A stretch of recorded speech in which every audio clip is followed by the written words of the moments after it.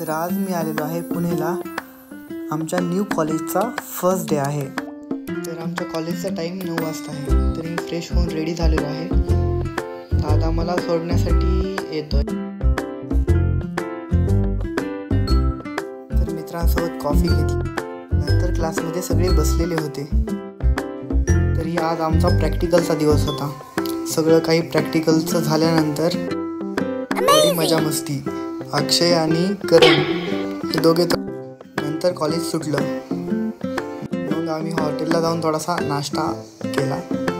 नंतर काय सगळे आपापल्या रूमवर गेले आणि मी पण माझ्या फ्लॅटवर निघालो.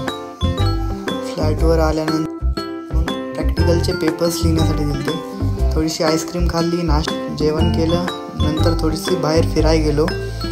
संध्याकाळी पुणे हे खूपच मस्त दिसते, एकदम लाईटिंगमध्ये.